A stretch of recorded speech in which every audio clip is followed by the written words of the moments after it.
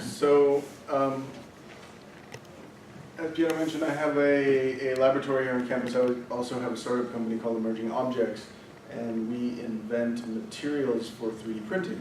And additionally, we invent ways to consider how 3D printing might be part of a construction process in architecture. And so I'm going to talk to you a little bit about some of the materials we've developed and some of the processes we developed, and give you kind of a behind-the-scenes look at our investigations. So why is 3D printing in architecture important? This is a graph that was published that demonstrates the innovations in 3D printing and architecture all around the world. And it's categorized by materials and dates. So here in 1996, you can see there was only one person doing something, Barak Kushnevis at the University of Southern California. But California has become kind of an epicenter for experimentation in additive manufacturing and architecture. So what's the y-axis? So the y-axis is the increase in these innovations over time. And so this is based on time, and so you can see there's more and more innovations occurring as you move through. And so this kind of exponential curve suggests that in the very near future, architects and builders are going to be specifying building components that are made via 3D printing. And so I'll tell you some of the innovations that we've contributed to this and a few more. Now, most people know 3D printing is something like this, and architects use machines like this to make models of buildings. And they're very small models, they're made out of plastic, and they're often very fragile. They, in some cases, in some 3D printers, they don't last very long. So our question is, how can you take 3D printing machines in their current state and begin to produce materials that might contribute to architecture? One of the first things that we explored was just making dumb kind of bricks that can be oriented in any direction to be assembled into walls very simply by thinking about how all of the components of the wall could be attached together using small clips that held them together in place. And so each of these bricks, there's actually three kinds of bricks. I don't know if you can see. There's one with 2 holes, one with 3 holes, and one with 4 holes. And if a builder put this together, they could just grab any brick, and it didn't matter the orientation, and you could put together a wall with complexity. This is what the back looks like. So you see the underlying geometry. You can see some of these clips exploiting the translucent materials. And if we took this to another level, this is just a wall, how can we create something that really takes more advantage of 3D printing, which is, in 3D printing, you can produce parts that are different, many different parts that are different. So we collaborated with MakerBot, the same maker of that machine, and used their print farm of 100 printers and said, can we build a small building using those 100 printers? And this was the result. It's something we call a Star Lounge. There are over 3,000 parts in this object, but because 3,000 parts are difficult to manage, especially if there are 3,000 different parts, which a 3D printer would allow you to do, that would take a lot of time just sorting. So we calculated what was the minimum number of components that one could use to make a doubly curved surface, to make an igloo, and we codified those by color. So any purple component would go in the purple place, any red component would go in the red place, any clear component would go. So the instructions for building are encoded in the building facade itself. And so that's how one could put that building together. Here's what the interior looks like. They're all riveted in place, and they're riveted in terms of larger panels in the hexagonal and the star-shaped panels. So you could actually disassemble this, and it's kind of an additive manufacturing prefabricated component, so it can be shipped to a number of places. So that was New York, and here it is. You see the campanile at night. It's translucent. And here's a little video that demonstrates what that looks like in terms of putting it together. So you can see the larger components that are put together, and then you simply attach the larger pieces.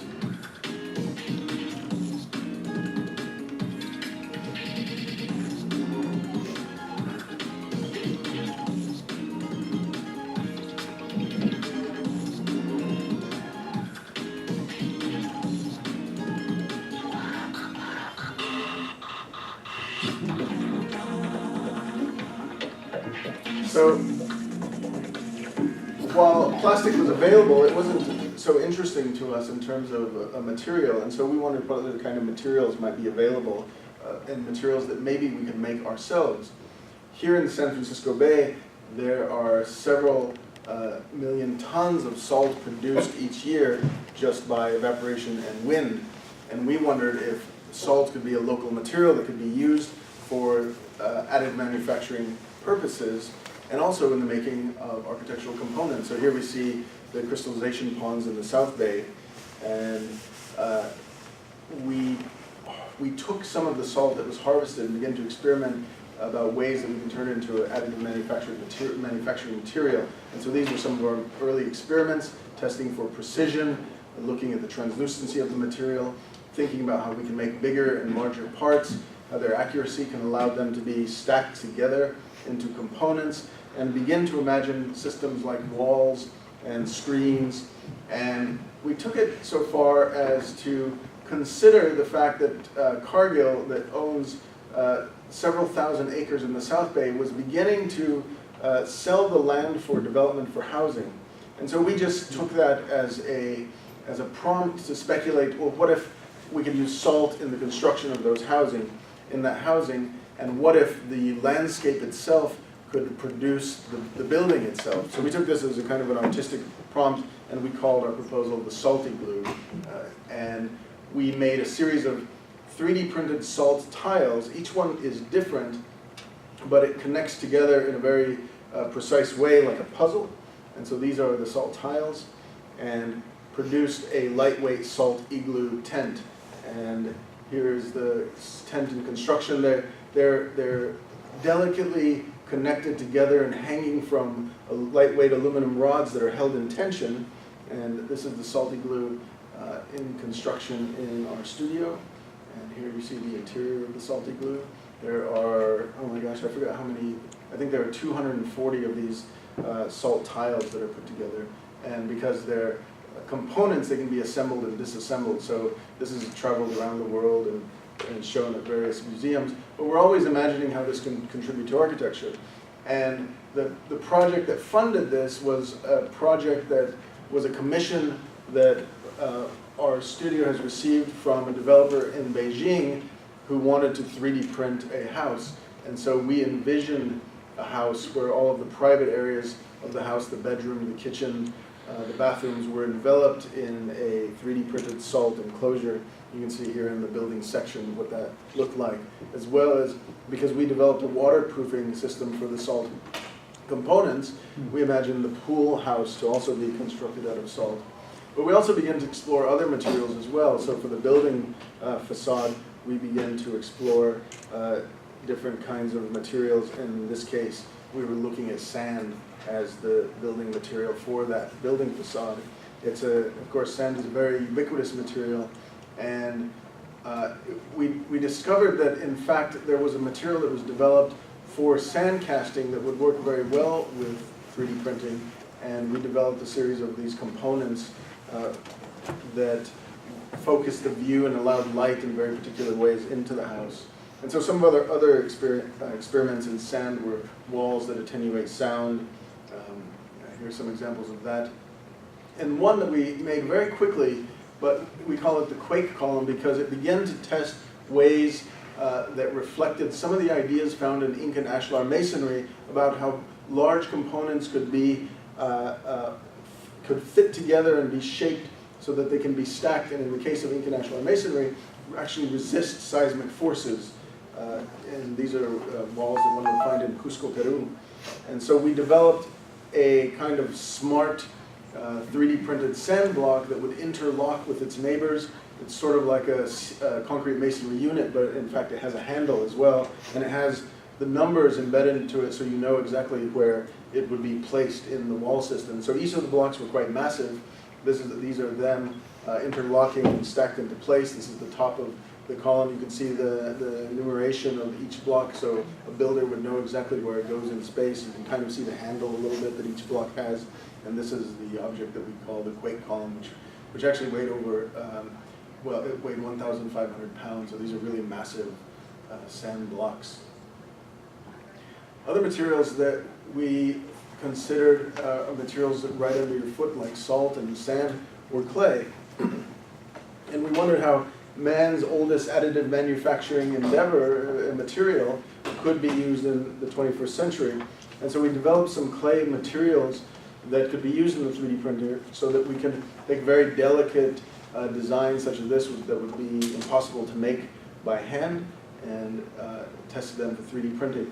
And so these are clay objects. If we place water on them, they turn to mud, but we begin to fire them to turn them into ceramics. We tested them for accuracy, we pushed the limits of how thin we could go, what kind of curvatures we could create. But we also just speculated sometimes about, well, how could we change the existing brick to create a brick that could grow plants or could hold water? How could we print ceramics that had air pockets in them so maybe they could serve as a thermal barrier or an insulative barrier? And in one case, we imagined how we could collapse several traditional technologies, as in this passive traditional cooling system that's found in the Middle East or the Mediterranean and parts of Africa, where a large porous ceramic vessel is filled with water and placed in the window, and cool breezes that pass over it increase the humidity of the air that enters into the room and lowers the temperature. So we sort of collapsed many of these to consider a building module that we call the cool brick. And the cool brick has two types of porosity. It has a microporosity by embedding organic material into the clay matrix. So when that's fired out, it disappears. It vaporizes essentially at 800 degrees. And capillary action allows each brick to soak up water like a sponge and hold it there. And a larger porosity that allows breezes to pass through the brick and humidify the air. So it's fundamentally takes on the technology of a swamp cooler, but turns it into a passive technology like the traditional technology. And so here's the 3D printed cool bricks.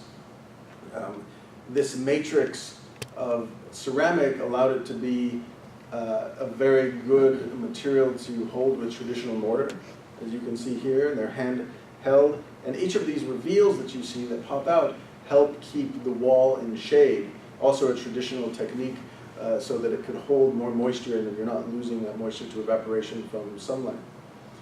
Other materials that we were working on are paper, and this we worked on with some graduate students in the Department of Architecture by turning newspaper into a powdered pulp and turning it into a 3D printable material. We didn't print a lot of objects with this material because it was very hard to turn the paper into powder. There's a lot of blenders we broke. But one thing that we discovered is that was a very good segue to think about how we could print sawdust. And in the United States, there are about 7 million tons of sawdust produced each year in the construction industry.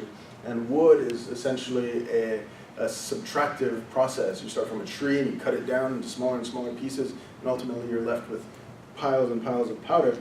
So could we turn this subtractive endeavor into an additive endeavor to make architectural components? And this is some of our work on that front, where we've taken sawdust and turned it into an additive manufacturing material. These are some of our earlier tests.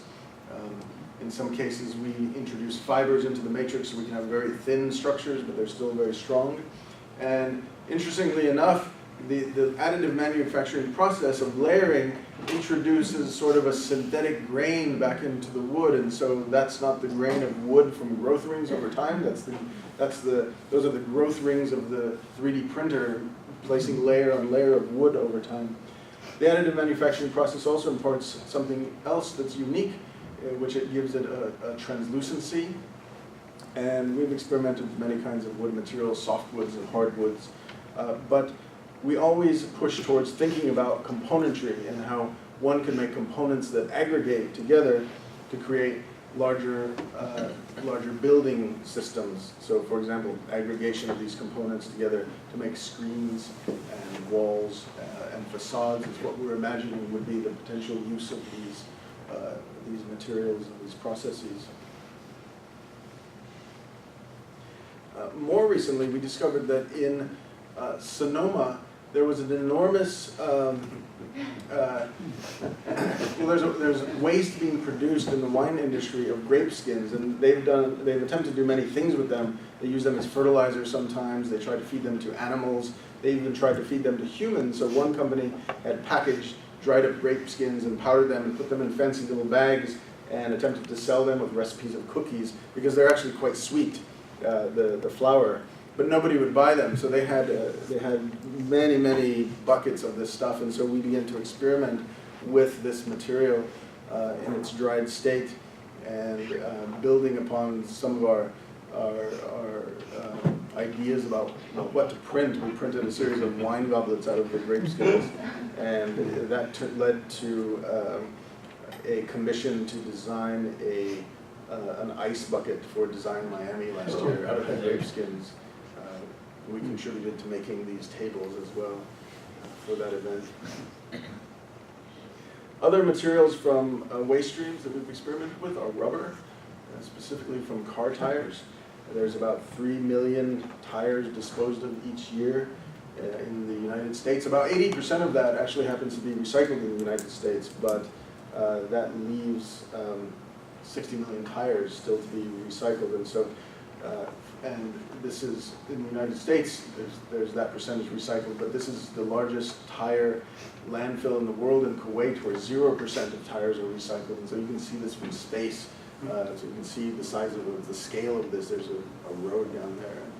And so those are all tires, but we're working with a company that can micronize rubber powder by cryogenically freezing tires with liquid nitrogen and smashing them into a powder. And so we've taken that powder into our laboratory, introduced a few other materials.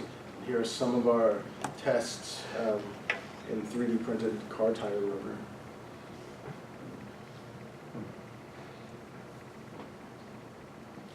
And cement is probably the material that most people try to 3D print with, specifically mixed with aggregate to make concrete. But it's very difficult to, in my mind, and to 3D print concrete for several reasons. One, it's hard to stack wet things. And so you saw that the oldest 3D printing architecture technology was that, and not much has happened on that front. There are people who are building crude structures out of cement. But our particular process can take powdered cement and with very little water make very complex objects like this without formwork.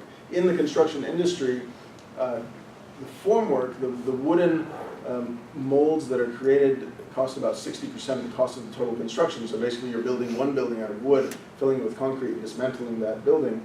This has no formwork, and yet we can produce undercuts and this kind of complexity. It does impart a translucency to the material, and it looks like concrete, but it's very lightweight, and you can see that in this experiment that's all held together with paper clips.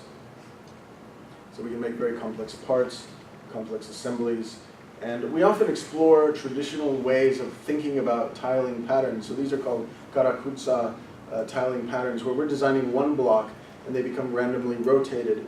And so that's 2 minutes? Yeah, was that the 2-minute warning? And so here are some experiments in 3D printed cement in a bench that we designed at Fort Mason that we call the Sea Slug.